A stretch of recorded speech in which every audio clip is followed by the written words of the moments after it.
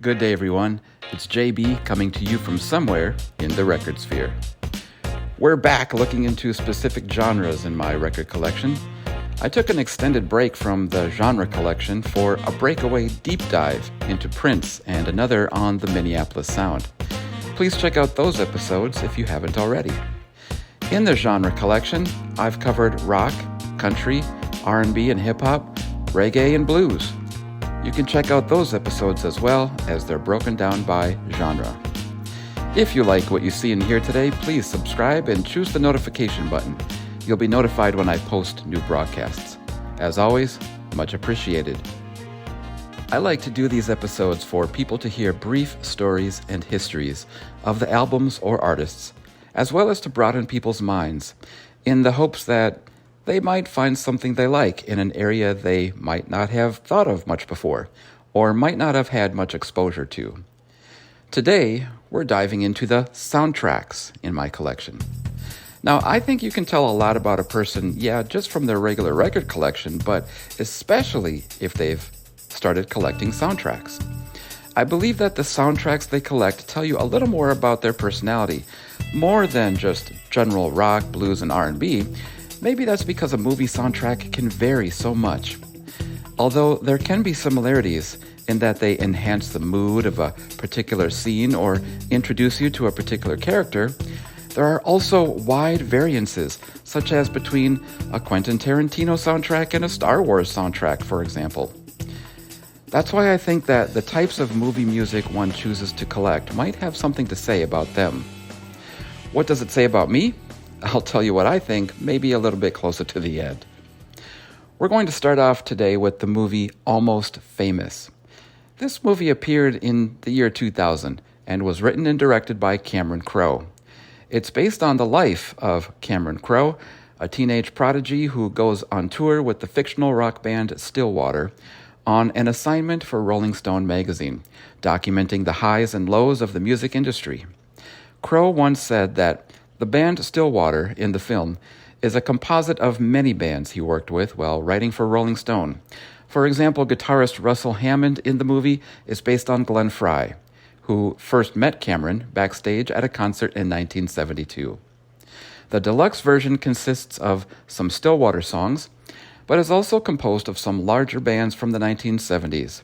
Bands like Steely Dan, David Bowie, and The Who make the list, as well as Yes, The Stooges, and Led Zeppelin.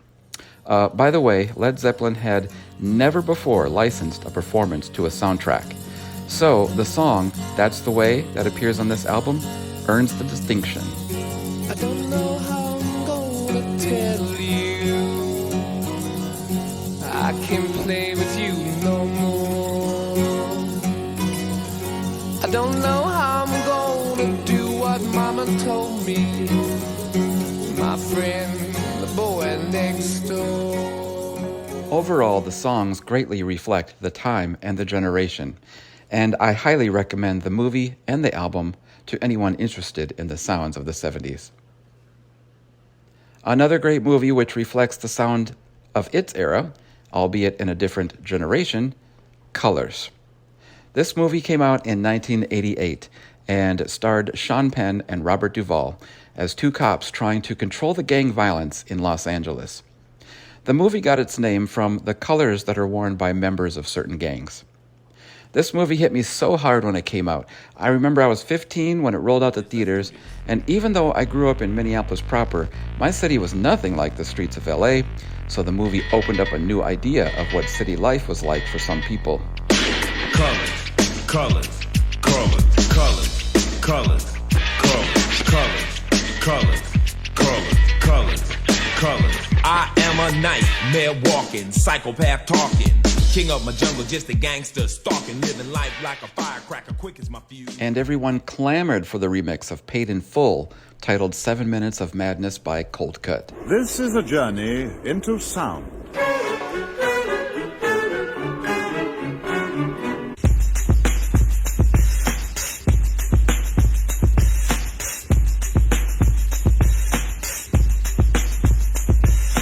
This is a journey into sound.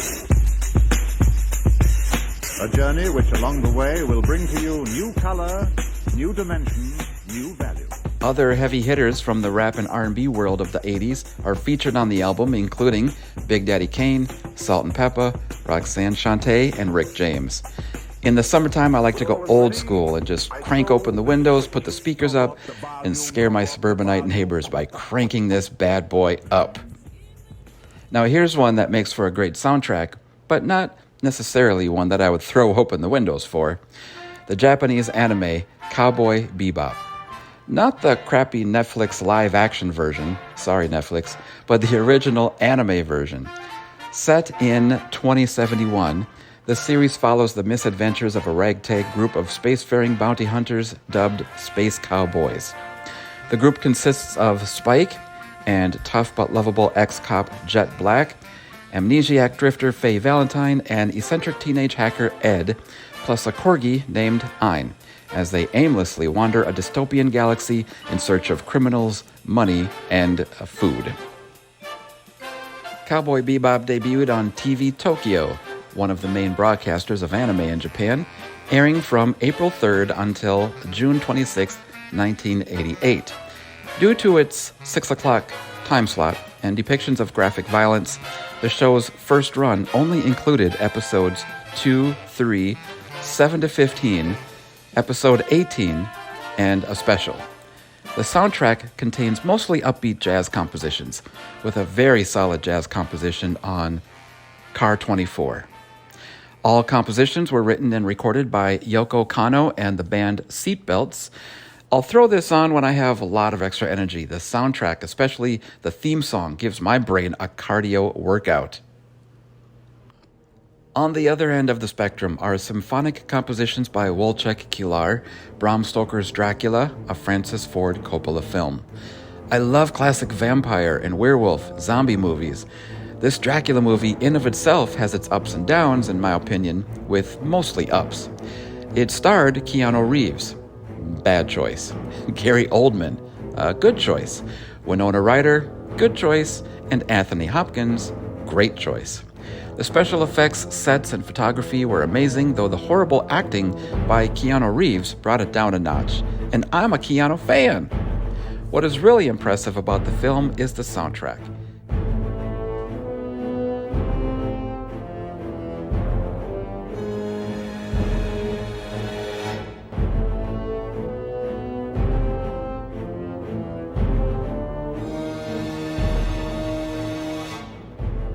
Working with Coppola's vision of the film as a tragic love story, Kilar conjured up heartbreakingly beautiful arrangements that help us beautifully capture the look and feel of the setting, story, and characters of Stoker's classic narrative.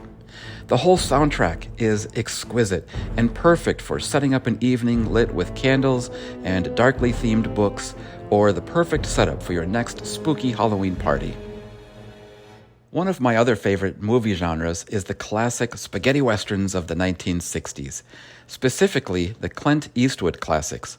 I've never been much of a John Wayne fan. I always thought he was too stiff, flamboyant, and outgoing, whereas Clint's characters were cool, relaxed, and apathetic, and there's no mistaking the voice and the one-liners. Why, you're gonna pull those pistols or whistle Dixie? When you hang a man, you better look at him. It's a hell of a thing, killing a man. You take away all he's got, and all he's ever gonna have. God is with us because he hates the Yanks too! Hurrah! God's not on our side, because he hates idiots also. My collection houses an album from Italian composer Ennio Morricone. He got his start composing for Sergio Leone, the great Western movie director and producer. In my collection, Ennio Morricone's first Western soundtrack came in the way of A Fistful of Dollars. Although it has been said that Morricone himself didn't like to be compared to his early spaghetti Western themes, he actually hated the term spaghetti Westerns and could become quite grumpy when answering questions about those years. But the haunting whistling and foreboding orchestral sweeps will forever be linked to Morricone and those classic stories of the Old West. I have full respect for Morricone. He composed many soundtracks outside of the Italian pasta dish with red sauce, styled westerns. But he also composed for so many other genres of movies, including John Carpenter's The Thing, The Mission with Robert De Niro, Quentin Tarantino's Kill Bill, and many others. As much as I love an old western, those are more of the movies I love and recommend you check out, not only because they're great movies, but because of Ennio Morricone's wonderful soundtracks that enhance them. Speaking of soundtracks for a Quentin Tarantino film, Kill Bill Volume 1 is up next. Tarantino's 2-volume film set of a kung fu ass-kicking bride's revenge. This soundtrack doesn't actually feature any Ennio Morricone compositions, as mentioned previously, but rather the vocal songs featured in the first film. I mean, who can forget this breathlessly whistled tune from Bernard Herrmann called Twisted Nerve?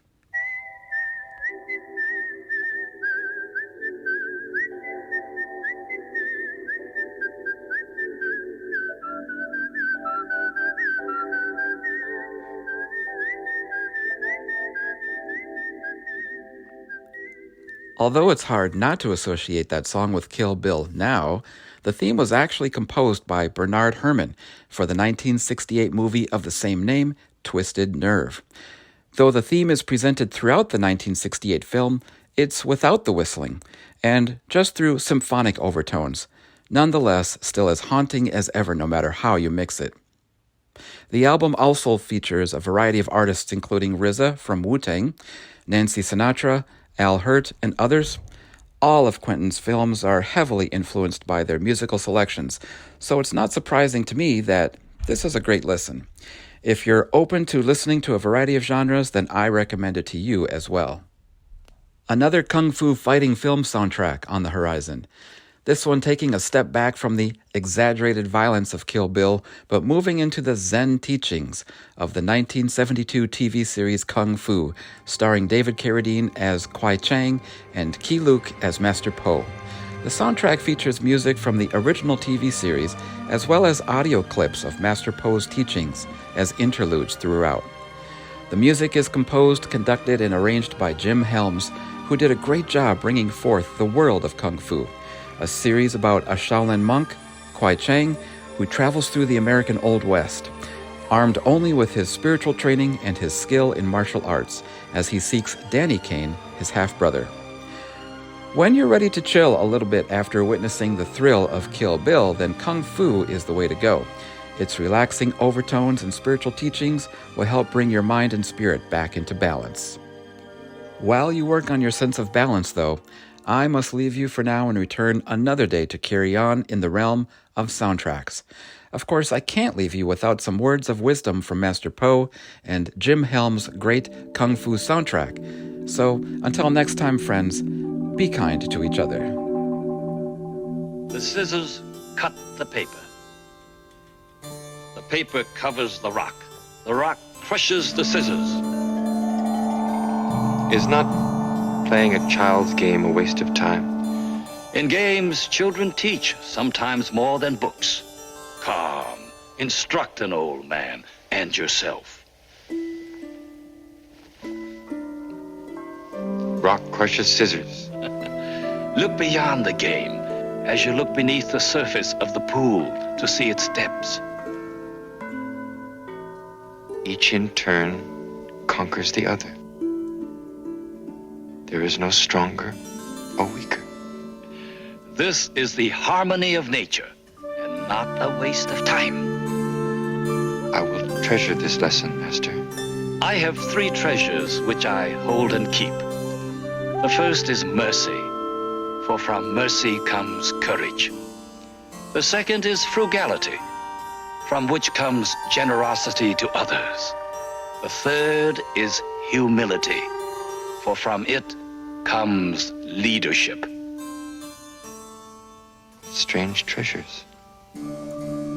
How shall I hold them and keep them? In memory? No, grasshopper, not in memory, but in your deeds.